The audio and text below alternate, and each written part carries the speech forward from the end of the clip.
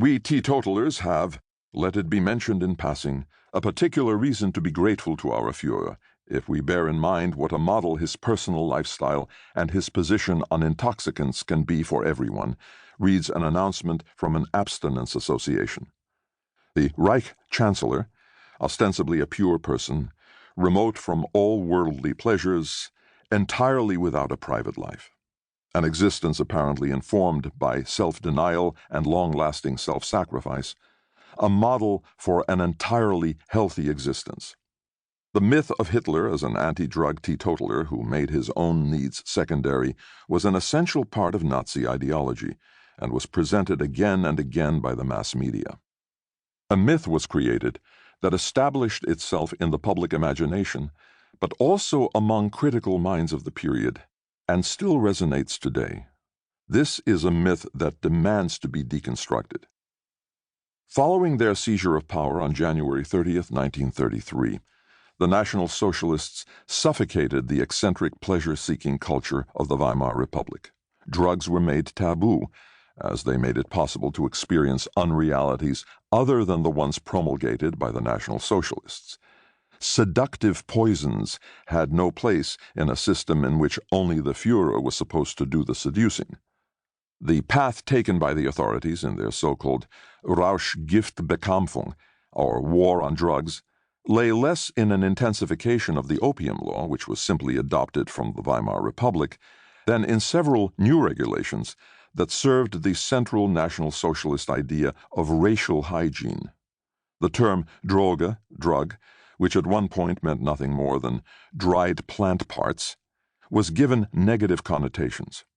Drug consumption was stigmatized and, with the help of quickly established new divisions of the criminal police, severely penalized. This new emphasis came into force as early as November 1933, when the Reichstag passed a law that allowed the imprisonment of addicts in a closed institution for up to 2 years, although that period of confinement could be extended indefinitely by legal decree. Further measures ensured that doctors who consumed drugs would be forbidden to work for up to 5 years. Medical confidentiality was considered breakable when it came to detecting consumers of illegal substances. The chairman of the Berlin Medical Council decreed that every doctor had to file a drug report when a patient was prescribed narcotics for longer than 3 weeks, because public security is endangered by chronic alkaloid abuse in almost every case. If a report to that effect came in, 2 experts examined the patient in question. If they found that hereditary factors were satisfactory, immediate compulsory withdrawal was imposed. Although in the Weimar Republic slow or gradual withdrawal had been used, now addicts were to be subjected to the horrors of going cold turkey. If assessment of the hereditary factors yielded a negative result, the judge could order confinement for an unspecified duration. Drug users soon ended up in concentration camps. Your identity card at the Reich Central Office for Combating Drug Transgressions could be a matter of life and death.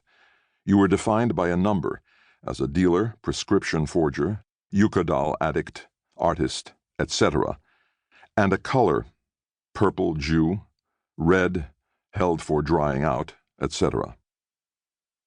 Every German was also ordered to convey observations about drug-addicted acquaintances and family members so that corrective action can be taken immediately.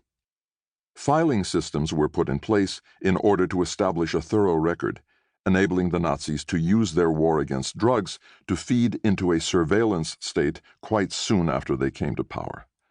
The dictatorship extended its so-called health leadership into every corner of the Reich. In every administrative district there was an anti-drug consortium.